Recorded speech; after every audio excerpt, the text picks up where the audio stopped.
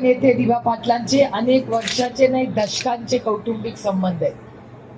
पक्ष जरी वेगळे असले तरी अनेक वर्ष आम्ही सगळ्यांनी एकत्र काम केलेलं आहे.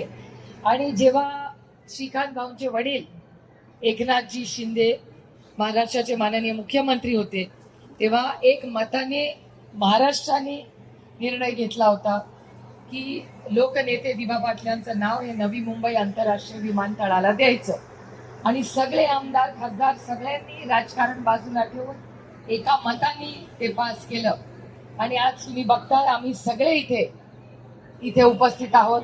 आदरणीय पवार साहेबही या कार्यक्रमाला येणार होते पण आदरणीय पवार साहेब आज दिल्लीला नसल्यामुळे त्यांच्या वतीने आणि आमच्या सगळ्या मराठी लोकांच्या वतीने आज जंतर मंतरला, मी 15 दिवसापूर्वी जंतर मंतरला असेच आम्ही सगळे आले होतो आणि सगळे राजकीय मतभेद बाजूला ठेवून या नवीन पिढीने देशाला एक नवीन दिशा दिली. तशीच आज वेगळी दिशा महाराष्ट्रातले सगळे खासदार एक कुटुंब म्हणून आज इथे आलेले आहेत. आणि जोपर्यंत दिवा पाटलांचं नाव या नवी मुंबई आंतरराष्ट्रीय विमानतळाला येत नाही आम्ही सगळे आज उपस्थित, मग सगळेच खासदार आहेत. आमच्या सगळ्यांच्या वतीने तुम्हाला एक शब्द देते की श्रीकांत भाऊ असतील, मी असतील, बाळ्या मामा असतील, धैर्यशील दादा, निलेश भाऊ, सगळेच आज आमचे मस्के भाऊ आहेत, सगळे आमच्या सगळ्यांच्या वतीने मी तुम्हाला शब्द देते की आम्ही एक मताने पार्लमेंट जेव्हा सुरू होईल देशाला आश्चर्य वाटेल की महाराष्ट्राची एकी काय असते हे दाखवण्याचं काम महाराष्ट्र करून दाखवेल. आणि तुमच्या इथे पूर्ण ताकदीने आम्ही सगळे मागे आहोत. बाकीची आमचे मित्र पक्ष आहेत त्यांना तेही येणार आहेत. काही कोर्टाच्या केसेसच्या वतीसाठी कुठे गेलेत, काँग्रेसचे आमचे सहकारी असतील. आम्ही सगळे मतभेद बाजूला ठेवून राजनीती तो चलती राहील, ते चालू द्यायचं 5 वर्षातून एकदा, पण चांगल्या कामासाठी आम्ही सगळे तुमच्या बरोबर ताकदीने उभे आहोत. आज आपण सगळे इतक्या लांबून आला, दिल्लीत तुमचं स्वागत आहे. काही कमी पडलं तर आम्ही सगळे इथे प्रेमाने ठामपणे तुमच्या मागे आहोत.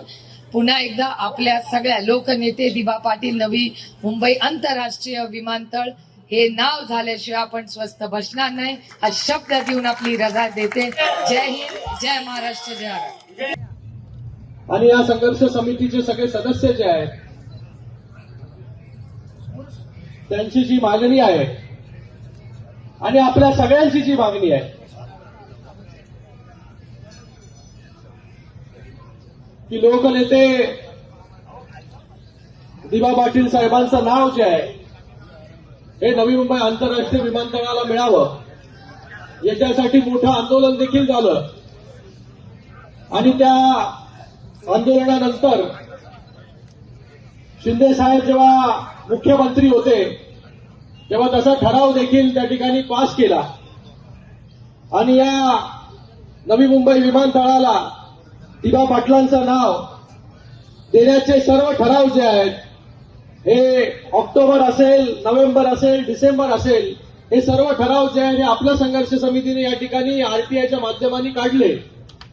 आणि या सर्व ठरावांच्या मध्ये जेव्हा शिंदे साहेब मुख्यमंत्री होते तेव्हा हे सगळे ठराव जे आहे दिवा पाटलांच्या नावाचे त्या ठिकाणी करण्यात आले. आणि राज्य सरकारच्या माध्यमाने या नवी मुंबई एअरपोर्टला दिवा पाटील नवी मुंबई आंतरराष्ट्रीय विमानतळ असं नाव देण्यात यावं असा ठराव झाला. आणि तो ठराव जो आहे तो आता केंद्राकडे पाठवण्यात आलेला आहे. आज इथे आपल्या सगळ्यांच्या सहकार्यासाठी, आपल्या सगळ्यांच्या मागणीच्या बरोबर उभा राहण्यासाठी लोकसभेतील माझे सर्व सहकारी जे आहेत या ठिकाणी उपस्थित आहेत. आणि आता सुप्रियाताई सुळे देखील या ठिकाणी उपस्थित झालेले आहेत. आमच्या सगळ्यांच्या भावना ज्या आहेत, जी आपली भावना आहे की या विमानतळाला जे आहे दिवा पाटील यांचं नाव दिलं पाहिजे, तीच आमची भावना आहे. म्हणून 2022 मध्ये देखील तसे ठराव करण्यात आले आणि तसा ठराव जे आहे केंद्राकडे पाठवण्यात आले. केंद्रामध्ये अप्पा बारनेजी असतील यांनी स्वतः जो आहे हा मुद्दा 0 आवरच्या माध्यमाने त्या ठिकाणी मांडण्याचं काम केलं आणि त्याला अनुमोदन देण्याचं काम आम्ही सर्व खासदारांनी या ठिकाणी केलं. आता सभागृह जे आहे हे चालत नाहीये, पण मला वाटतं या सभागृह जर बजरंगप्पा पण इकडे आले, तुमचं पण स्वागत आहे. त्याचबरोबर निलेश लंकेची आहेत, त्याचबरोबर धैर्यशील मोहिते पाटीलची आहेत, बगरे सर इकडे आहेत. हे सर्व देशमुख साहेब आहेत. सर्व खासदार जे आहे हे या आंदोलनाच्या ठिकाणी उपस्थित झाले. म्हणजे आपल्या सगळ्यांची ताकद किती आहे या मंचावरती उपस्थित लोकांकडून जे खासदार झाले, जे गेले लाखो लोकांचे जे आहे प्रतिनिधित्व करतात, आज सर्वच्या सर्व खासदार या ठिकाणी महाराष्ट्राचे उपस्थित आहेत. तर मी आपल्या सगळ्यांना एवढंच सांगतो की जेव्हा जेव्हा वेळ मिळेल तेव्हा केंद्राकडे जे आहे ते पाठपुरावा करण्याचं काम जे आहे ते आमच्याकडून होईल. परवा जेव्हा समिती आली, या समितीला जे आहे थेट नागरी उड्डाण मंत्री राम नायडूजी ज्यांच्याकडे खातं येतं त्यांच्याबरोबर भेट देखील घडून आणली. तेव्हा बाळामामा देखील त्या ठिकाणी उपस्थित होते. तेव्हा बाळामामा म्हणाले, मी आता इथे म्हणत नाही, म्हणजे पक्षभेद जो आहे हा विसरून आपल्या मागणीसाठी जे आहे आपण सगळ्यांनी एकत्र यावं.